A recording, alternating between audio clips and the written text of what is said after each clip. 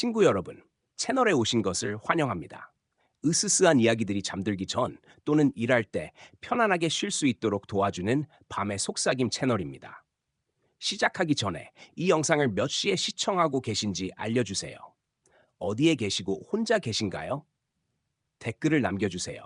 생각보다 외롭지 않을지도 모르니까요. 채널에 좋아요와 구독을 눌러주시면 저희가 계속해서 미스터리한 이야기들을 들려드릴 수 있도록 응원해 드리겠습니다.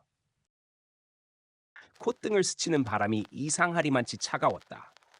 강원도 깊숙한 산자락에 자리한 오래된 마을, 백연리. 서울에서 내려온 지영은 버스에서 내리자마자 숨을 고르며 주위를 둘러보았다. 마치 안개가 땅에서 피어오르는 듯했다. 산속에 감춰져 있던 마을은 어딘지 모르게 기이한 정적에 잠겨 있었고 그녀는 발밑에서부터 서늘한 기운이 배어 올라오는 것을 느꼈다. 지영이 이곳까지 내려온 이유는 간단했다. 2달 전 이 마을에서 홀로 살던 외할머니가 의문의 사고로 세상을 떠났다. 경찰 기록에는 추락사로 적혀 있었지만 마을 사람들은 고개를 저으며 그건 그냥 겉으로 나온 얘기지 하고 중얼거렸다고 했다. 유산 정리와 빈집 정리가 목적이었지만 무엇보다도 그녀는 할머니의 마지막 나날이 어떤 것이었는지 알고 싶었다. 마을 어기 작은 슈퍼에서 길을 묻자 주인 아주머니는 지영의 얼굴을 유심히 보더니 놀란 듯 입을 가렸다. 아이고, 외할머니 댁에 가는구나? 혼자 가? 네, 정리할 것들이 있어서요. 혹시 그 흰 끈 조심해. 할머니 댁 주변에 걸려 있을 수도 있으니까. 흰 끈이요? 아주머니는 더 말하려다 입을 닫아버렸다. 대신 떨리는 손으로 계산대를 정리했다. 지영은 그 말이 신경 쓰였지만 다그쳐 묻기에는 분위기가 너무 묘했다.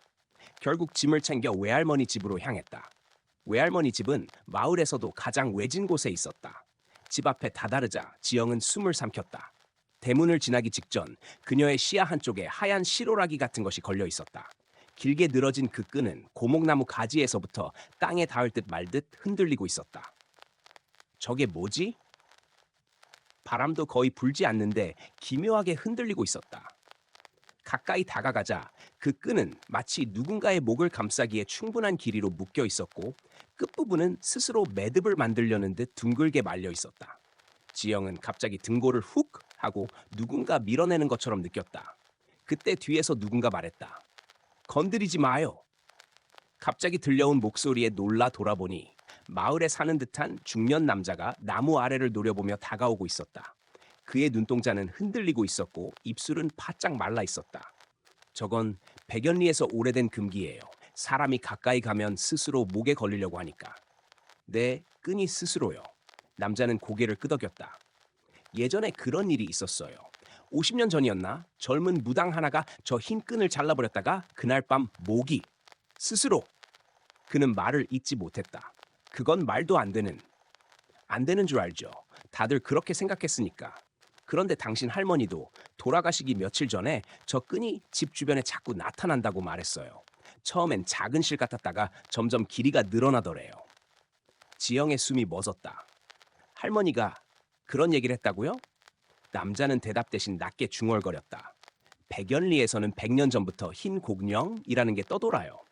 복수심에 찬 죽은 이들의 숨기가 실처럼 모여서 죽여야 할 사람을 찾아 목을 조여버린다는 말이 있어요. 가까이 가면 스스로 매듭을 만들어 목에 걸린다나. 지영은 황급히 대화를 끊었다. 미신이라고 생각하면서도 마치 그 끈이 그녀의 시선을 따라 움직이는 듯한 느낌이 들었다.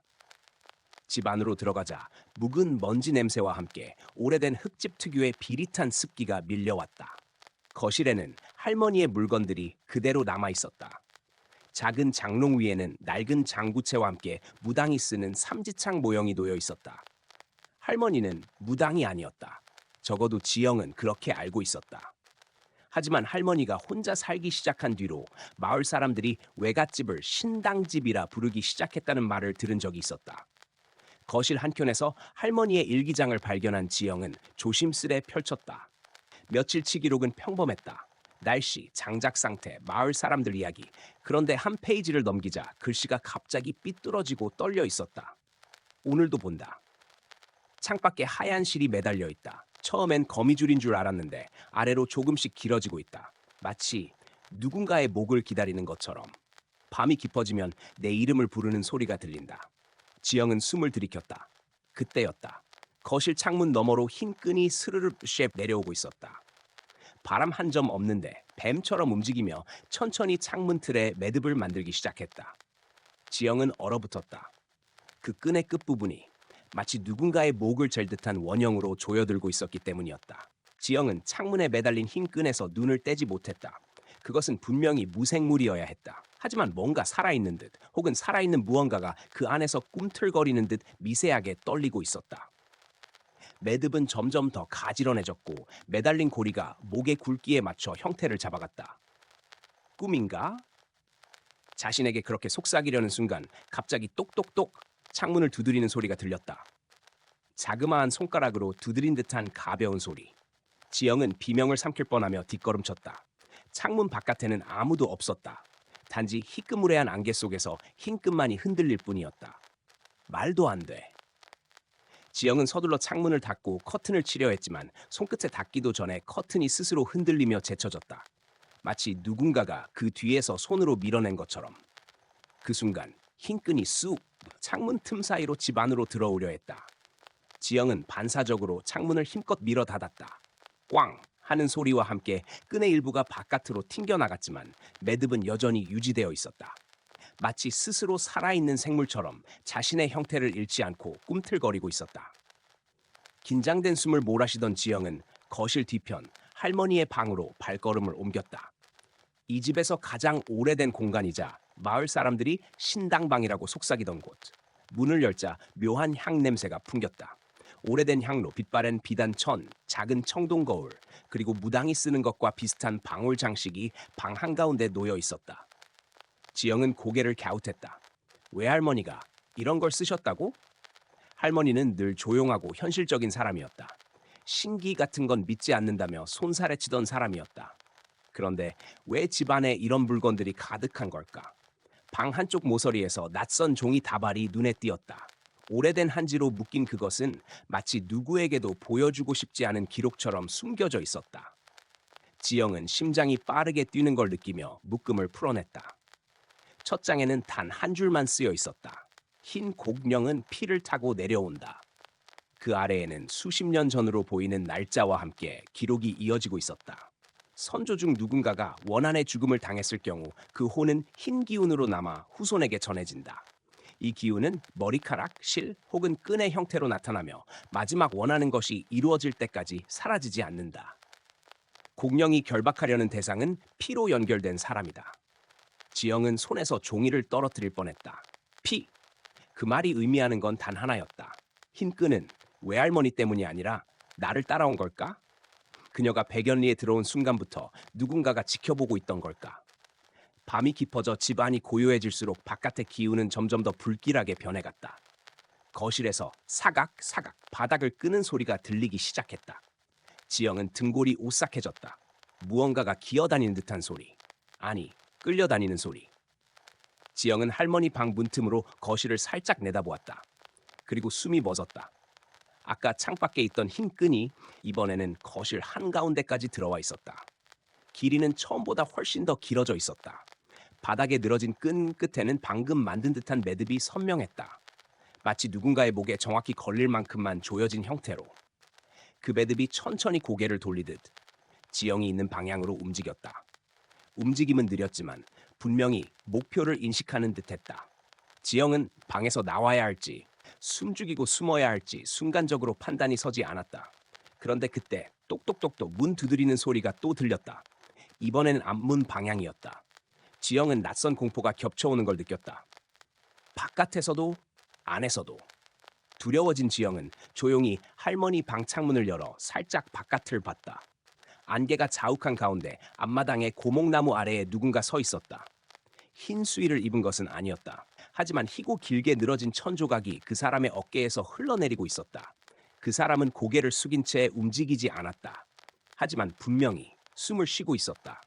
상대는 천천히 고개를 들었다. 눈동자는 없었다. 새하얀 안개 같은 것이 눈 소켓에서 흘러나왔다. 입술이 열렸다. 그리고 속삭였다. 외할머니가 못한 걸 네가 해야 한다. 지영은 손으로 입을 틀어막았다. 바로 그 순간 방 뒤쪽에서 바닥을 기던 흰 끈이 갑자기 튕기듯 일어나 그녀의 발목을 향해 달려왔다. 끈이 바닥에서 튀어오르는 속도는 인간이 예측할 수 있는 움직임이 아니었다. 마치 어떤 의지가 끈을 잡아당기며 달려드는 것처럼 잽싸게 지영의 발목을 노렸다. 지영은 비명을 삼키며 뒤로 물러섰다. 끈이 바닥을 스치는 소리가 생생하게 들렸다. 사각, 사각, 마치 모래 위를 기는 벌레 수천 마리가 한꺼번에 움직이는 듯한 소리. 지영은 재빨리 몸을 돌려 문을 닫으며 할머니 방 안으로 다시 뛰어들었다. 문틈으로 끈이 파고들려 했지만 그녀가 온몸의 힘을 다해 문을 밀어붙이자 결국 그 움직임은 잠시 멈췄다. 그러나 멈춘 게 끝이 아니었다. 문 반대편에서 끈이 천천히 문틈을 긁기 시작했다. 사각, 사각, 사각. 그 긁는 소리는 마치 지영의 목덜미를 직접 긁는 것처럼 소름 끼쳤다. 안 돼. 이건 꿈일 거야. 지영은 떨리는 숨을 삼키며 손전등을 붙잡았다. 할머니 방은 아직 정리가 안 된 탓인지 이곳저곳에 이상한 물건들이 널려 있었다. 오래된 부적, 조그만 토템, 청동으로 만든 방울들이 어수선하게 얽혀 있었다. 그때 바닥에 떨어져 있던 한 장의 부적이 눈에 들어왔다. 붉은 글씨로 크게 쓰여 있었다. 공령 결박 금지, 풀지 말 것. 그리고 그 아래에는 이름이 쓰여 있었다. 최영신. 지영은 숨을 멈췄다. 최영신. 할머니의 이름이었다. 할머니가 공령을 묶어둔 거야? 그러나 더 놀라운 건 부적 아래 적힌 작은 글씨였다. 그리고 언젠가 대가 바뀌면 다시 풀릴 것이다. 지영은 손에서 부적을 떨어뜨렸다. 대가 바뀌면? 후손이 이 마을에 돌아오면? 나를 말하는 건가? 생각할 틈은 없었다. 문틈 아래로 흰 끈이 다시 꿈틀거리며 파고들기 시작했다. 이번엔 아예 새끼처럼 밀고 들어오며 형태를 바꾸고 있었다. 마치 누군가의 손목처럼 둥글고 탄력이 있는 움직임. 끈은 방 안으로 조금씩 들어오더니 방 안에 걸려있던 방울에 스쳐 지나갔다. 그 순간 딸랑딸랑 청동 방울에서 기괴하게 울리는 소리가 퍼졌다. 그 소리와 함께 바깥에 서 있던 눈없는 존재의 목소리가 다시 들렸다. 그거 울리면 나온다. 지영은 방으로 돌아갈 수 없었다. 끈은 이미 문틈을 거의 반 넘게 파고들었고 움직임은 더욱 빨라지고 있었다. 그녀는 마지막 선택이라 생각하며 창문을 열고 바깥으로 뛰쳐나갔다. 밤 공기는 비현실적으로 차가웠다. 안개가 허리를 휘감듯 낮게 깔렸고 마을 전체가 마치 숨을 죽인 듯 정적에 잠겨 있었다. 지영은 호흡을 고르며 주변을 살폈다. 하지만 아무리 눈을 크게 떠봐도 아까 봤던 눈동자 없는 존재는 보이지 않았다. 사라진 건가? 아닌 것 같았다. 어디선가 그녀를 바라보는 기척이 느껴졌다. 뒤통수가 서늘해질 만큼 명확하게. 지영이 한 걸음 내디디려던 순간 휙! 바로 옆 고목나무에서 흰 끈이 떨어져 내렸다. 길이는 최소 3미터는 되어 보였다. 끝에는 매듭이 또렷하게 묶여 있었다. 마치 준비되었다는 듯. 그 순간 바람이 없는데도 끈이 스스로 허공에서 활처럼 꺾이며 지영의 목 방향으로 휘둘려왔다. 지영은 본능적으로 몸을 돌려 피했지만 끝이 스치는 순간 목덜미에서 한기가 확 올라왔다. 닿기만 했는데도 마치 얼음칼을 들이민 것처럼 피부가 얼얼했다. 잡히면 죽는다! 지영은 비틀거리며 뒷마당 쪽으로 도망쳤다. 집 뒤편에는 오래된 창고, 잡초가 뒤엉킨 돌계단, 그리고 할머니가 늘 금기처럼 말하던 작은 우물이 있었다. 지영이 달아나자 흰 끈은 마치 살아있는 짐승처럼 땅을 기어 그녀를 쫓아왔다. 빠르지는 않았지만 끈은 길어지고 또 길어졌다. 마치 그녀를 결코 놓지 않으려는 의지가 있는 것처럼. 할머니가 숨겨둔 단서가 혹시? 지영은 갑자기 번쩍 떠오르는 기억이 있었다. 어릴 적 여름, 할머니가 무심코 들려준 이야기. 우리 집안은 옛날에 사람 하나를 외면한 죄를 지었지. 그 사람은 흰 한을 품었고 결국 그 한이 우리 피로 내려오게 됐단다. 언젠가 누군가가 그 귀신을 보내주지 않으면 그 끈은 계속 누군가를 찾을 거야. 그게 바로 공령이었을까? 그러나 할머니는 마지막에 항상 이렇게 덧붙였다. 절대로 우물을 열어선 안 된다. 왜? 그 질문은 그때마다 회피당했다. 그리고 지금 지영은 바로 그 우물 앞에 서 있었다. 오래된 우물 뚜껑은 새로 된 자물쇠가 채워져 있었지만 녹이 슬어 반쯤 부서져 있었다. 흰 끈은 바닥을 돌며 점점 가까워지고 있었다. 달빛이 끈 위에 비치자 끈이 아니라는 걸 깨달았다. 가느다란 머리카락 1000개가 꼬여 만들어진 형태였다. 수백 명? 혹은 한 사람의 머리카락이 수십 년 동안 쌓인 것? 지영은 숨을 죄어오는 공포에 흔들리며 우물뚜껑을 바라봤다. 열면 안 된다. 하지만 그 안에 답이 있는 건 아닐까? 그 순간 우물 아래에서 누군가의 손톱이 안쪽에서 우물벽을 긁는 소리가 들렸다. 그르르르릉 사각 사각 사각, 마치 오래전에 죽은 누군가가 지금도 그 안에서 나오려는 듯한 소리. 지영의 다리가 굳었다. 그리고 우물 아래에서 목소리가 울렸다. 여기서 풀어줘. 같은 순간 뒤에서 지영을 향해 흰 끈이 튀어올랐다. 이번엔 그녀의 허리까지 닿을 정도로 길어져 있었다. 잡히면 끝이었다. 지영은 최후의 선택처럼 우물뚜껑의 자물쇠를 움켜잡았다. 자물쇠는 녹이 슬어 손에 닿는 순간 부서질 듯 약했다. 흰 끈이 허리를 향해 휘몰아치듯 날아오르는 소리가 바람처럼 스쳤다. 쾅! 지영은 마지막 힘을 쥐어짜듯 자물쇠를 잡아당겼다.